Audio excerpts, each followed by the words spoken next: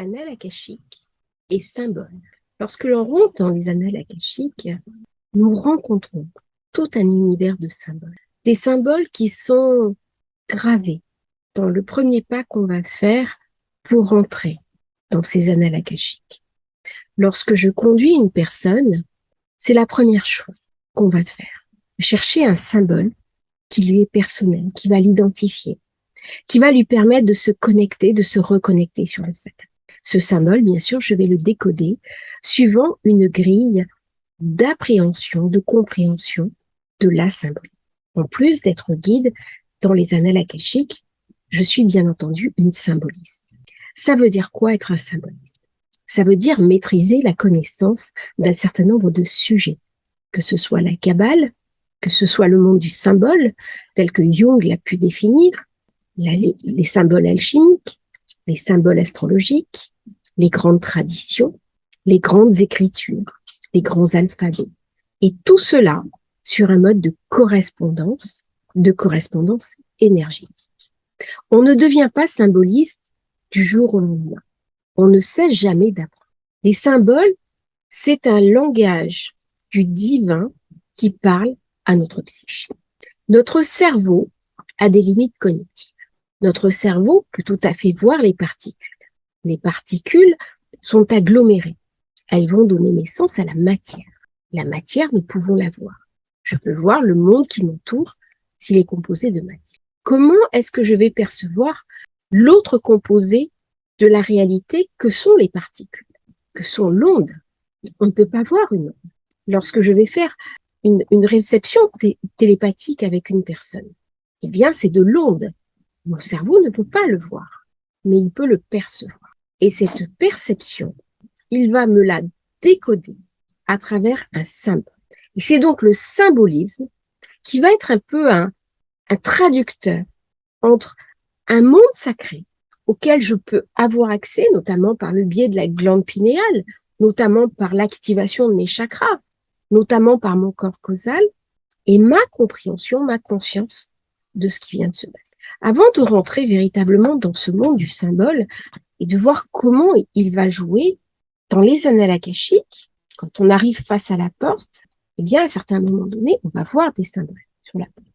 Tout le monde ne les voit pas, mais les symboles vont raconter certaines choses. Ça va donner des indications précieuses à la personne, au consultant. Il m'appartient donc à moi de pouvoir décoder ce qui est sur la porte. Pareil, lorsque je demande à voir le livre de la vie, le livre de l'âme, eh bien, je demande à la personne de me raconter ce qu'elle voit. C'est pas juste le livre arrive et on ouvre le livre. Il y a tout un décodage de la manière dont le livre va se présenter. Chez certains, par exemple, le livre arrive sous forme de papyrus, des papyrus très anciens. Pour d'autres, c'est par exemple un livre de peau qui est cousu. Alors, quand une personne a vu, par exemple, un livre de peau, eh bien, ça fait penser à une vieille tradition hébraïque. Ils étaient nus au paradis et revêtirent un habit de peau, c'est-à-dire un corps humain. Quand on voit le livre de peau, eh bien, c'est l'incarnation. Donc, tout ça, il faut savoir le décoder. Suivant ce qui apparaît sur le livre de la vie, les couleurs, les formes, la texture, le lieu même. Il y a des personnes qui ont la bibliothèque, ils ne la voient pas du tout comme une bibliothèque. On est complètement ailleurs, on est dans un autre espace. Eh bien, tout ça, c'est du monde onirique, plus précisément, c'est du monde symbolique. Et les annales akashiques, dans la mesure où c'est un espace éminemment sacré, eh bien, tout espace sacré va nous parler à travers le symbole. Ce symbole que l'on va devoir et pouvoir décoder, si tant et soit-il qu'on ait la grille de lecture. Ça veut dire que l'opérateur doit sans arrêt se former. Moi, je me forme à la Kabbale, je me forme aux lettres hébraïques, aux grands symboles de Jung, à toute cette compréhension qui m'est indispensable pour guider la personne qui me fait confiance. Tout ce monde du symbolisme va nous éclairer. Ça va être des indications sur notre passé, notre présent et des futurs possibles. Et c'est un monde absolument passionnant, puisque c'est le monde de l'inconscient, mais aussi c'est le monde de l'inconscient spirituel. Alors, qu'est-ce que c'est que le symbole et comment le symbole est rentré dans ma vie? Je suis originaire d'une société première, on appelle les peuples premiers. Je suis née les pieds dans la terre, avec la conscience de l'eau, la conscience de ce tout qui nous entoure, la reliance avec la nature, telle que nos ancêtres pouvaient l'avoir. C'est-à-dire que la nature, le lien à la nature n'est pas quelque chose qui est à l'extérieur de nous, mais bien plutôt quelque chose qui est à l'intérieur de nous. C'est-à-dire qu'on vit l'expérience de la reliance avec le tout qui nous entoure, avec la nature, avec les animaux de la forêt, avec les animaux du lagon, avec les oiseaux, avec le ciel et la terre, le coucher de soleil, la lune, non pas comme une expérience visuelle ou olfactive, mais comme une expérience qui vient de l'intériorité. C'est-à-dire, on a une capacité à se relier directement avec le vivant. Ça, c'est une capacité des hommes premiers. J'ai parlé dans une de mes vidéos des aborigènes d'Australie, hein, message des hommes vrais aux hommes mutants. Eh bien, dès qu'on a affaire à de l'archaïsme, hein, les peuples premiers, il y a cette compréhension qu'on n'est pas coupé du monde qui nous entoure, mais qu'on en fait intimement partie. L'homme moderne considère qu'il domine les éléments. Il domine la terre, il domine la nature. Eh bien, pour les êtres premiers de la mémoire, nous ne dominons pas la nature. Nous sommes un élément de la nature dans laquelle nous fusionnons pour nous inclure. C'est donc ce que je vis, par exemple, sur mon voilier actuellement, où je suis un élément de cette nature. Dans mes gestes du quotidien, je veille à respecter la nature qui m'entoure, les poissons qui m'entourent, et je suis un élément de cette nature. Quand l'orage arrive, je le sais, je le sens, et je vais donc chercher un abri. Des personnes, par exemple, vont accepter un abri médiocre. Mon compagnon et moi, nous n'accepterons jamais un abri médiocre. Parce que le vent nous parle, le soleil nous parle, l'air que l'on respire nous parle. C'est difficile d'expliquer ça à des gens qui sont dans une ville, qui sont pas reliés, mais en permanence avec la nature. Moi, je dors dehors, par exemple, tout le mois d'été, je dors dehors, je dors sous les étoiles, je dors sous la lune. Et il se passe quelque chose d'une synchronicité. Pourtant, je vis en ville, mais je suis dans la ville et en dehors de la ville. Je vis vraiment sur deux mondes complètement différents. Et quand je suis dans cette énergie, hein, où je dors sous les étoiles avec une bâche, un truc qui me protège, mais je suis dehors, je dors sous les étoiles. Et là, il y a une espèce de dialogue, un dialogue intérieur qui se passe, mais aussi un dialogue avec les éléments. Comme avaient, par exemple, nos ancêtres, hein, quand ils étaient...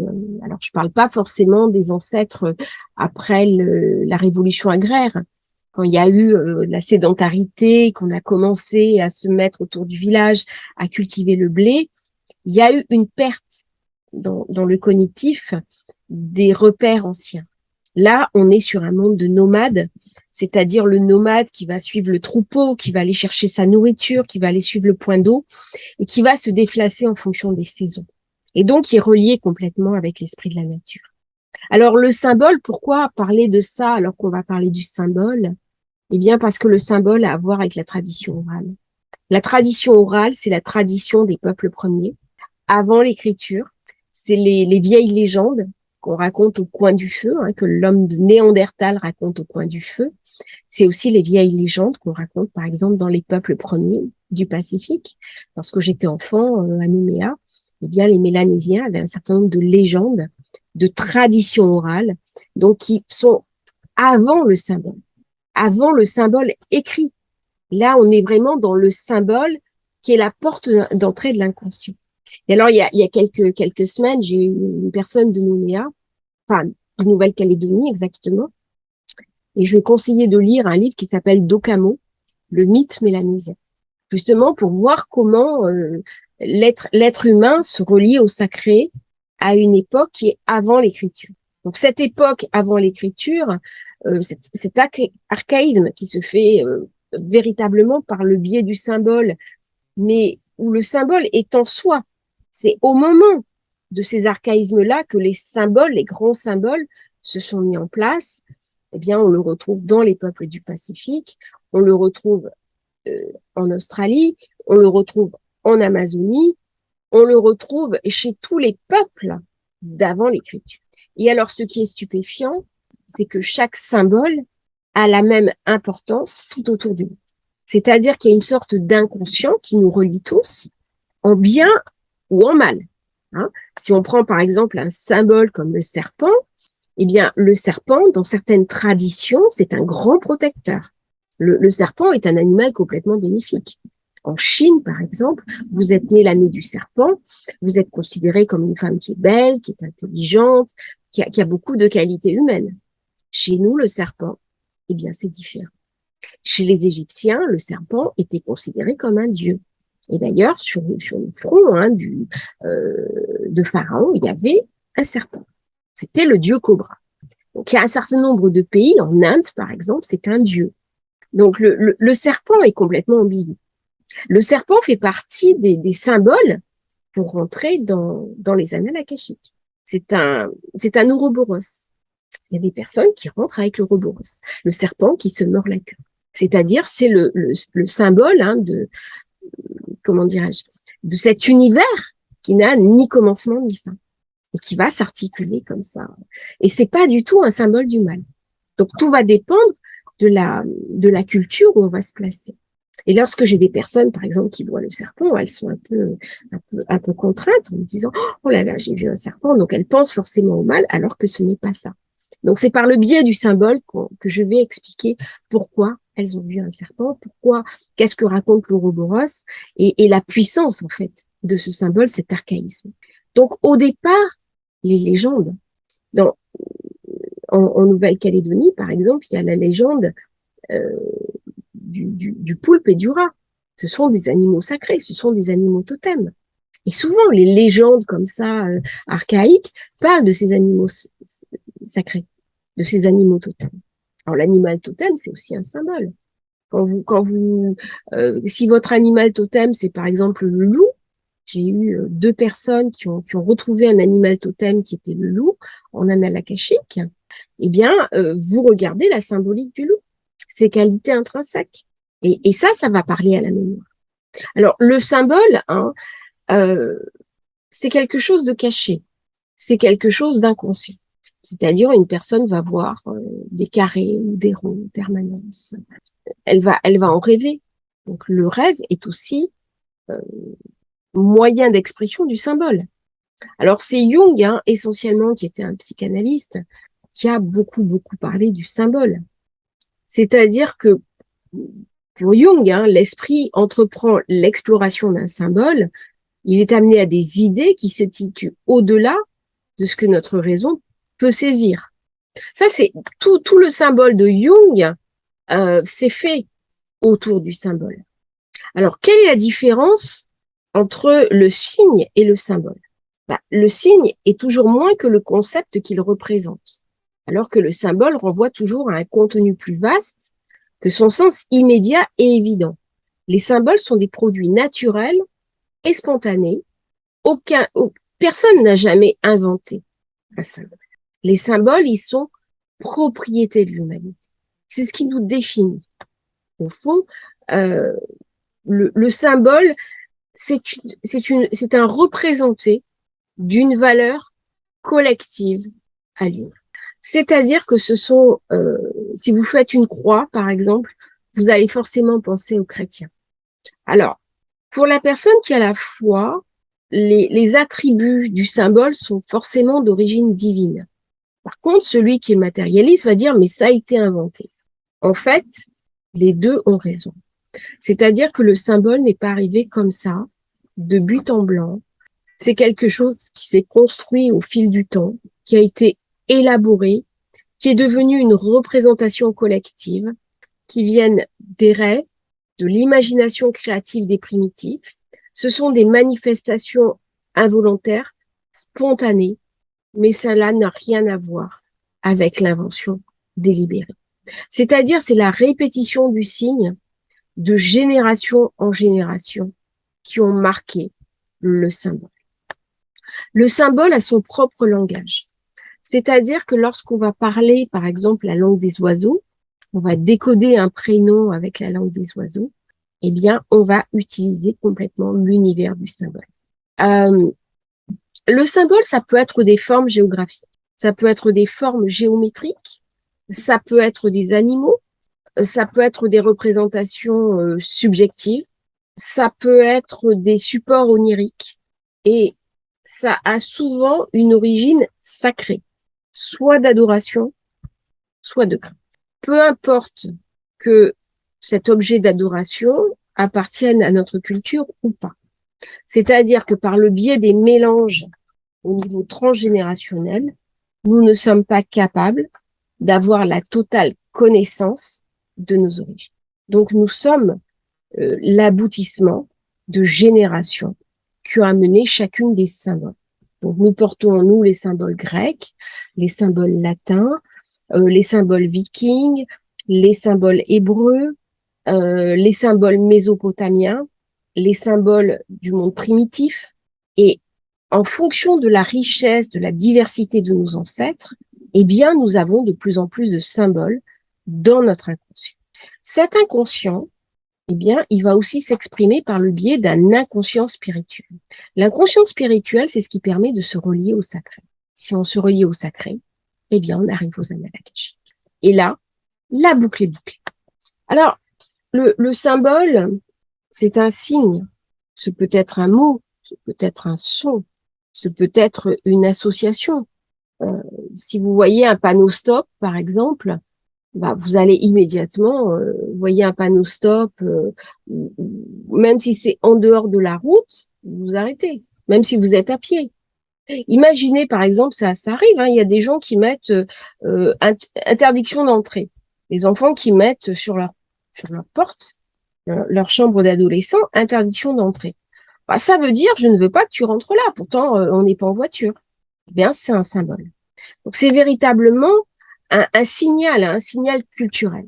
Alors, si on pousse le discours un petit peu plus loin dans la compréhension, qu'on dépasse hein, le côté analakashique, en linguistique, par exemple, on étudie la paire entre le signifié et le signifiant. Alors, le signifié, euh, donc dès qu'on va être dans le monde du symbole, hein, on va tomber dans le monde du signifié, du signifiant.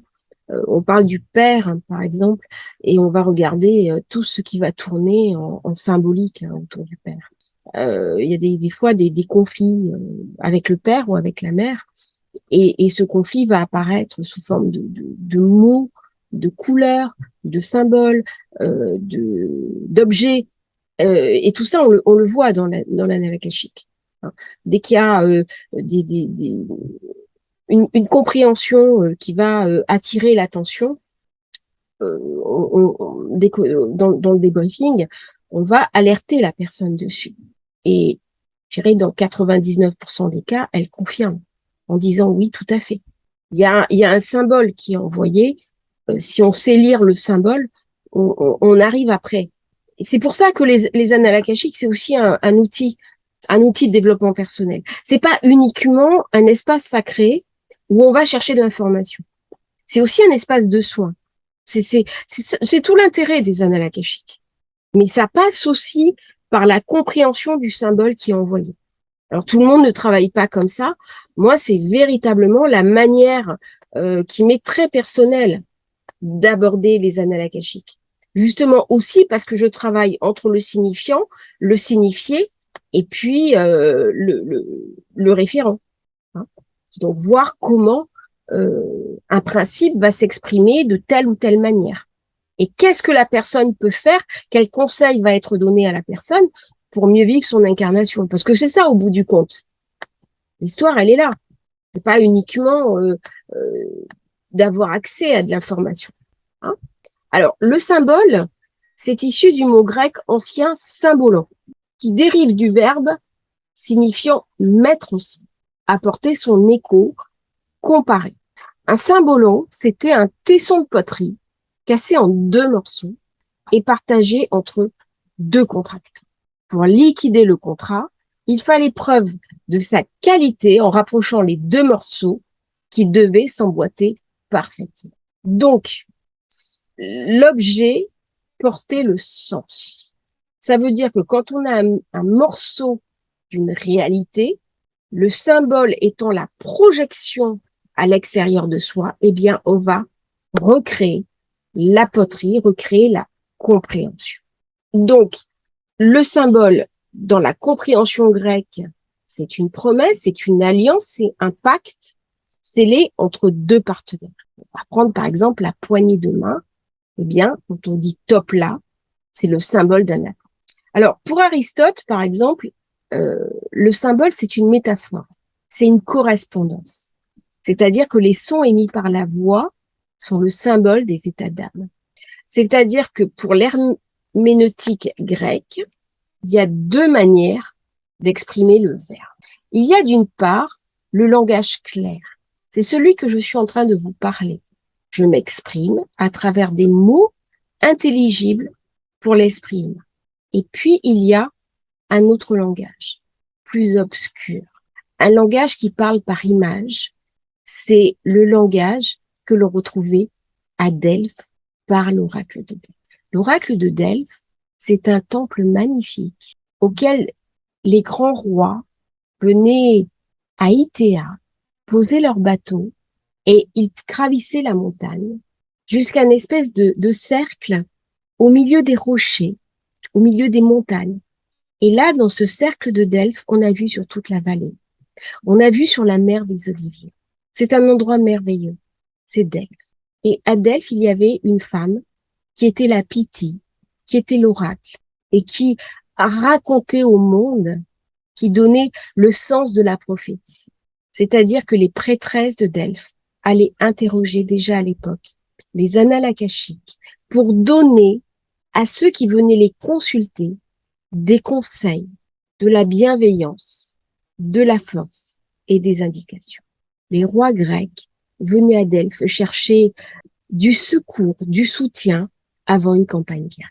Les grands philosophes sont tous venus.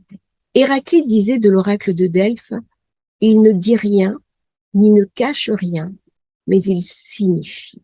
Et bien justement là, le il signifie, nous voilà dans la compréhension même du symbole entre le signifiant et le signifié. Et Pythagore enseignait soit en développant sa pensée, soit en usant des symboles. Pour les anciens, le symbole est une figure de rhétorique. C'est quelque chose d'idéalisé. Ce sont des signes qui parlent à l'historicité même de l'humanité. Notre mémoire à tous raconte ces signes. C'est le langage ésotérique d'un texte. Il y a l'apparent. Si on prend par exemple les contes de fées. Les contes de fées, on les raconte aux enfants. C'est très bien, ce sont des fables. Hein. Il y a le petit chaperon rouge, par exemple, c'est un petit enfant qui amène un petit pot de beurre à sa grand-mère qui est malade, et puis le loup qui veut l'attaquer. Le loup qui dévore la grand-mère, et après on tue le loup, on découpe le loup pour faire ressortir la grand-mère qui est vivante. Eh bien, c'est Bruno Bettelheim, qui était un psychanalyste, parce que c'est beaucoup les psychanalystes qui ont travaillé sur l'importance du symbole dans la construction de la psyché humaine, eh bien, qui va décoder le langage secret des contes de notre enfance. Et toute notre psyché, toute notre construction mentale se fait autour du symbole. Si nous n'avons pas le symbole, nous ne pouvons pas nous construire psychiquement. Des enfants que l'on prive de contes vont être des enfants qui seront moins construits intellectuellement parlant. Parce que l'enfant, la psyché de l'enfant a besoin du conte pour se construire. Nous avons besoin de légendes. Nous sommes ces légendes. Nous sommes ces légendes que l'on racontait autour du feu nos ancêtres Cro-Magnons quand ils revenaient de la chasse, quand ils revenaient de tuer le gibier, quand ils racontaient les peurs, quand ils avaient été attaqués par les tribus voisines. C'est toutes les traditions orales qui imprègnent notre cerveau reptilien. On n'en a pas forcément conscience, donc ça nous subjugue. Si on n'a pas la compréhension du symbole, on est piégé par lui. Dès qu'on va se réapproprier par le symbole, on va jouer avec lui. C'est comme de la musique, en fait. Imaginez un musicien avant d'être musicien, il va apprendre le solfège, il va apprendre les notes. Eh bien, là, c'est le symbole. Et une fois qu'on connaît le symbole, on peut jouer de la partition et on peut guérir l'autre. Là, c'est véritablement le sens du symbole. Alors, les symboles, bien sûr, varient suivant le contexte. C'est-à-dire, il y a des cultures où ça raconte une chose, des cultures où ça raconte une autre chose. Je pense par exemple au lézard. Le lézard en Europe, c'est considéré comme un saurien, c'est considéré comme quelque chose d'un peu négatif, voire même un serpent, alors qu'en Nouvelle-Calédonie, le lézard, c'est un grand protecteur, c'est le margouillat. C'est lui qui mange les moustiques. Les moustiques, ça donne la dengue, ça donne des maladies. Bah, le lézard, le margouillat, c'est le protecteur. Donc le symbole, c'est celui qui porte le sens. Par exemple, si on voit un carré, le carré, ça représente le 4. Carré, c'est la terre, c'est la construction, c'est la maison. Quand on parle de carré, on va penser le cube. Le cube, c'est la maison des humains. C'est le feng shui. Et pourtant, le feng shui, on tourne autour du 5. Les 5 éléments du feng shui. Pourquoi? Parce que les 5 éléments de l'homme. Si on prend l'homme de Vitrus, hein, tel qu'il a été désigné par Léonard de Vinci, on arrive au 5. Donc, le symbole, c'est aussi les chiffres. Quel est le signifiant des chiffres? Il y a toute une symbolique autour du symbole. Alors, cette symbolique, on la voit en numérologie, on la voit en astrologie aussi. Quand vous faites, par exemple, des lettres, des lettres hébraïques, chaque lettre, elle va correspondre à une valeur numérique. Donc, à la limite, vous pouvez écrire en hébreu uniquement par les lettres. Bon, on écrit avec des lettres, mais on pourrait très bien n'écrire qu'avec des chiffres. Ça représenterait la même chose, puisque un chiffre égale une lettre chez les Hébreux. Alors chez nous, non, c'est pas possible. Puisque nous, une fois dans les lettres européennes, une fois qu'on est arrivé à 9, on recommence. Donc on peut pas représenter l'alphabet, notre alphabet par des chiffres. Mais chez les Hébreux, c'est possible, puisqu'il y a un code très précis, une articulation très précise.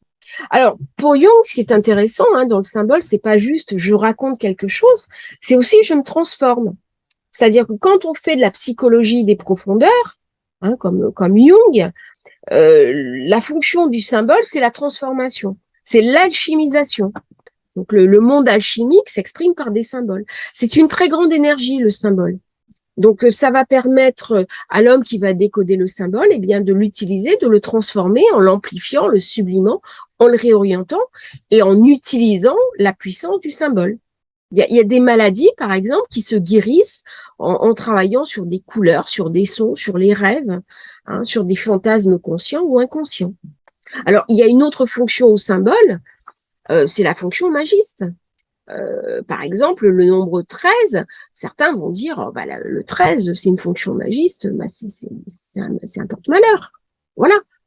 Pour moi, c'est plutôt un signe de bonheur. Ma fille est née un 13, c'est un chiffre qui m'a plutôt été favorable. Mais pour un certain nombre de magistes, quand certains vont faire de la magie, ils vont utiliser ces symboles. Il y a un occultum, il y a des signes qui sont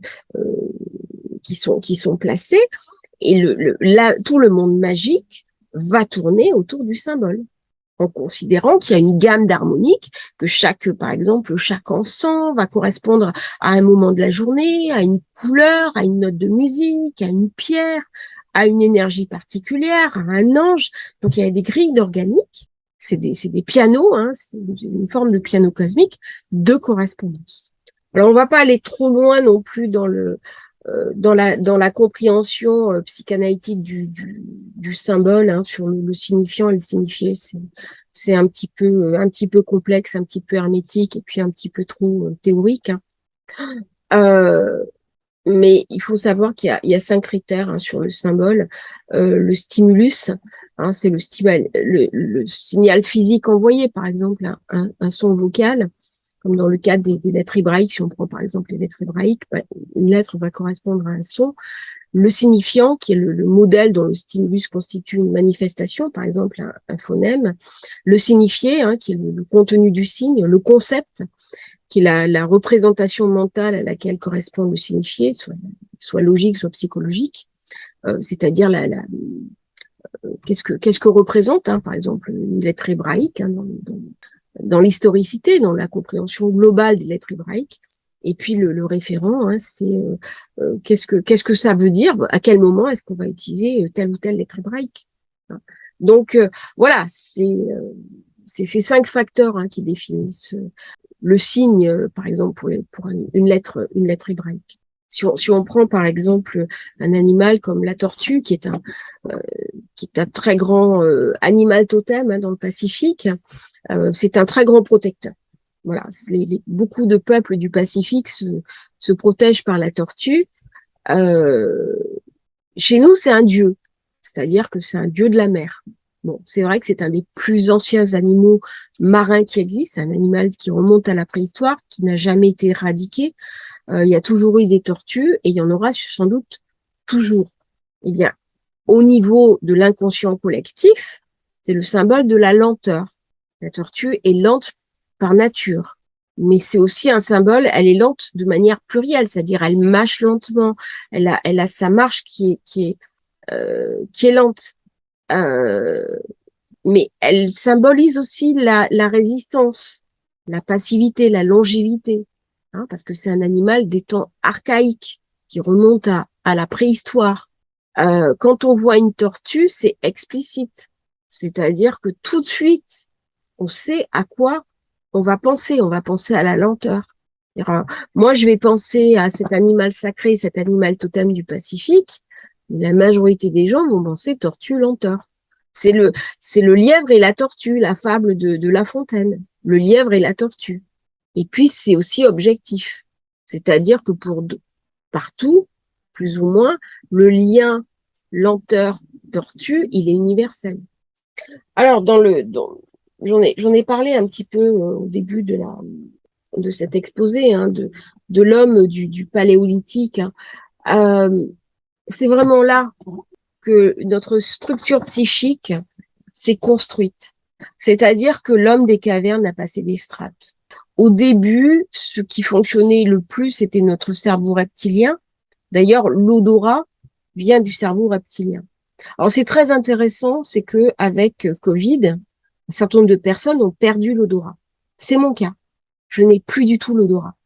Et c'est très intéressant de voir que, en fait, la perte de cet odorat ne me manque pas parce que ça m'a permis de me réapproprier d'autres compréhensions.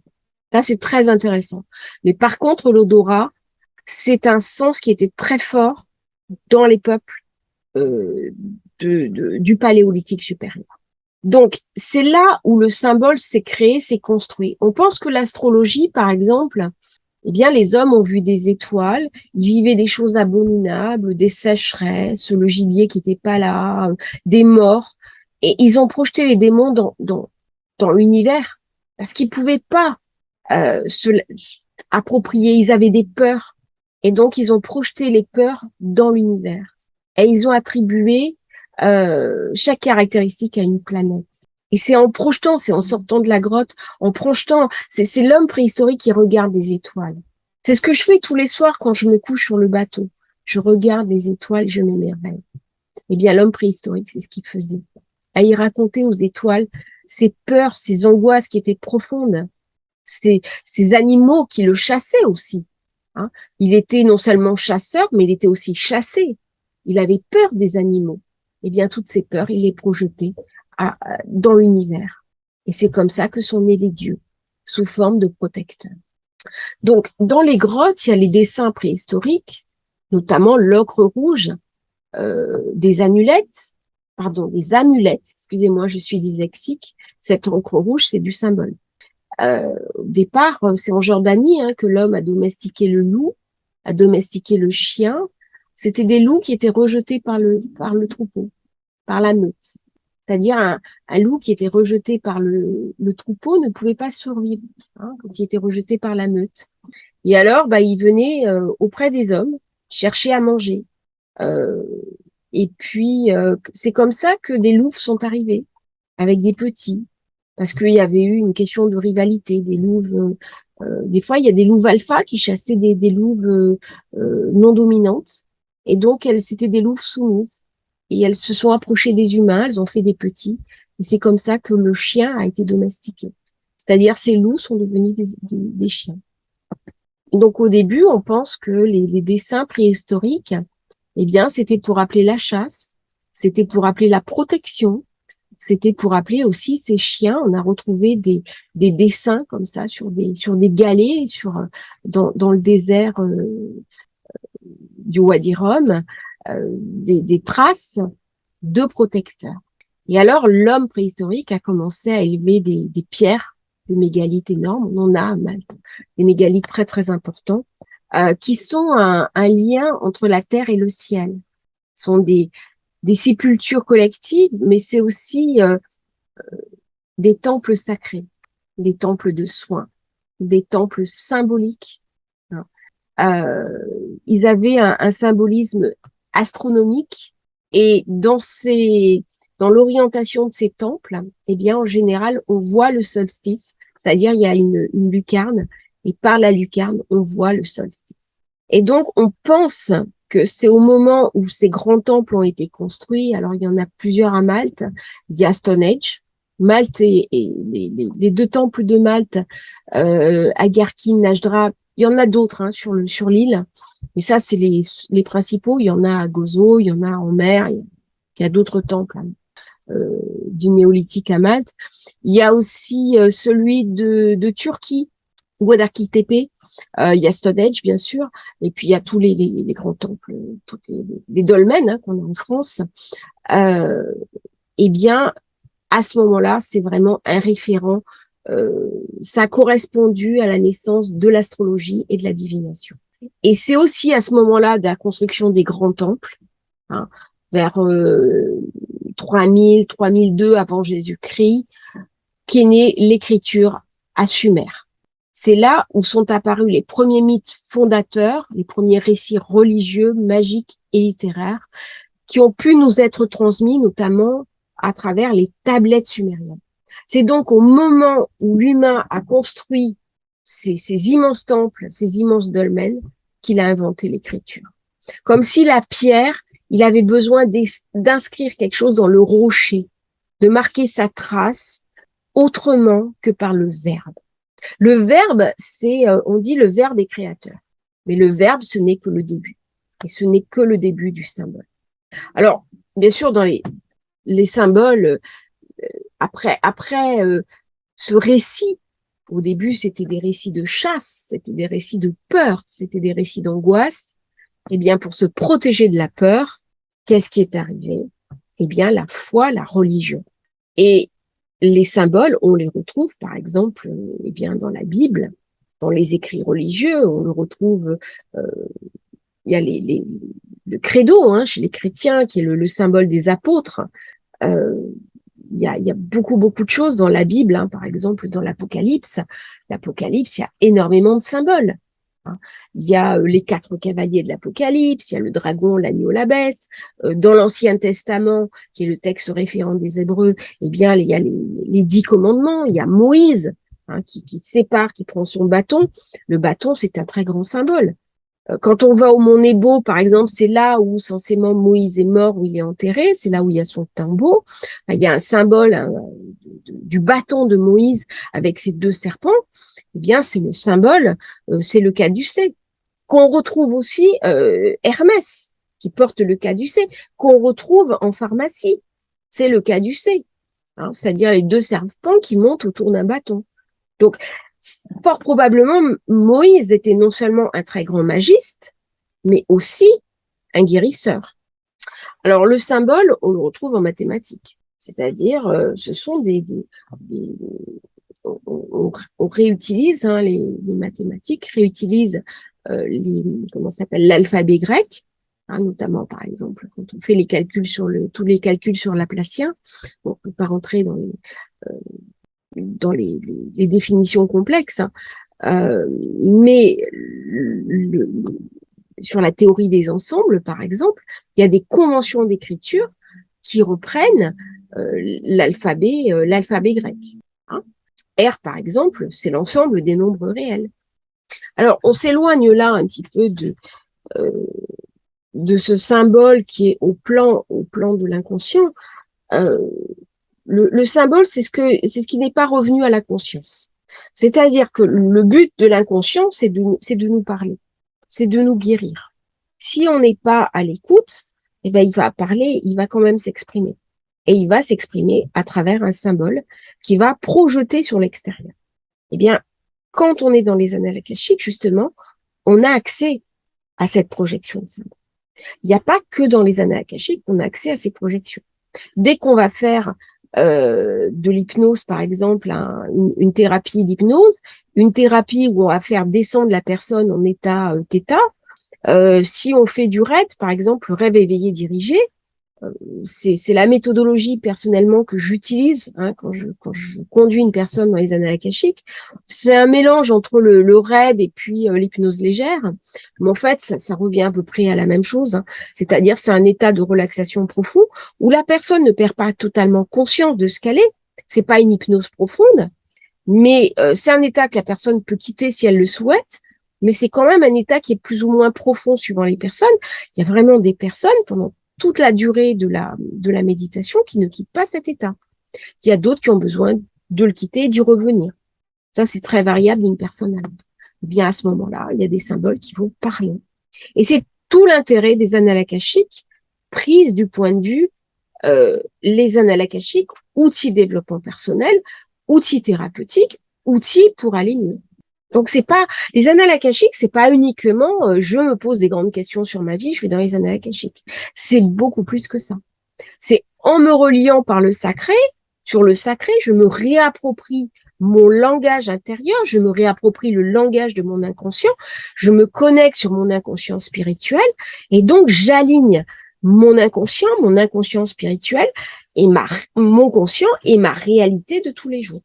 Et c'est dans cet alignement que va se trouver le sens de ma vie, que je vais pouvoir incarner mon sens de ma vie et le sens de ma mission d'âme. Et ça passe aussi par la compréhension du symbole et une meilleure connaissance, parce que comprendre le symbole, c'est comprendre le monde qui m'entoure. Pas uniquement pour moi, mais pour toute l'espèce humaine. C'est-à-dire, une fois qu'on sait décoder le symbole, on le décode pour soi, on peut décoder ses rêves, mais on peut le décoder pour l'ensemble de l'humanité. Tenons compte toutefois certaines des fois des différences culturelles. Mais par contre, s'il y a des différences culturelles, eh bien, ça va être une inversion dans un sens ou dans un autre. C'est-à-dire, par exemple, chez les Hébreux, si vous prenez un mot, eh bien, le même mot va représenter son opposé. Donc ça, c'est par exemple, on le fait en guématria. Vous avez un chiffre, un nombre, qui va correspondre à un mot. C'est de la guématria. C'est-à-dire que la somme des lettres hébraïques va être additionnée, ça va donner un chiffre. Eh bien, l'inversion de ce mot va être dans la même guématria. Et donc, quelque chose peut signifier en même temps ce quelque chose ou son contraire. Quand vous décodez, par exemple, un prénom, eh bien, on utilise ce décodage-là. Qu'est-ce qui est décodé? Bon, plus le langage des oiseaux, plus les lettres hébraïques. Bon, c'est assez complexe, mais c'est véritablement le symbole qui permet de se connaître, de se comprendre. Et une fois qu'on se connaît, qu'on se comprend, qu'est-ce qu'on peut en faire? Eh bien, on sait où est sa place. Tant que je ne me connais pas, je ne sais pas où est ma place, je ne sais pas qui je suis.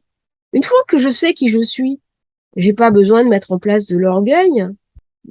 Savoir qui je suis me suffit. Je me suis décodée. Il me suffit maintenant de restituer au monde ce que je suis très naturellement et d'aider les autres eh bien, à explorer leur propre chemin et à rentrer dans le monde du symbole. Voilà. Donc, c'était une partie sur le symbole que j'aime beaucoup. Moi, j'ai plusieurs ouvrages d'abord sur le symbole, le monde des symbolistes. Je me définis moi-même comme une symboliste. Je travaille en permanence sur les symboles. J'acquiers en permanence des nouvelles compétences sur le symbole. C'est quelque chose qui n'a pas de fin. Il faut une vie pour aborder le symbole. Et c'est ça qui est passionnant. Parce que le symbole, c'est en même temps le signe, c'est en même temps le mythe. Et là, on rentre dans l'histoire de l'humanité.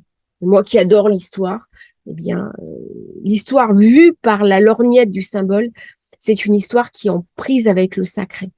Et c'est une histoire vraiment passionnante. Je vous remercie d'avoir suivi cet épisode.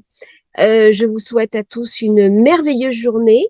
Je vous dis à demain pour un nouveau sujet. Je vous invite à liker sa vidéo. N'hésitez pas à vous abonner, à commenter et puis à nous suivre aussi bien sur YouTube que sur Facebook. C'est le groupe Anna Lakashik Famille d'âme. Et puis à nous rejoindre éventuellement sur le site internet qui maintenant commence à être opérationnel, même si tout n'est pas encore fini et tout n'est pas encore parfait. Merci à tous, bonne journée et à bientôt.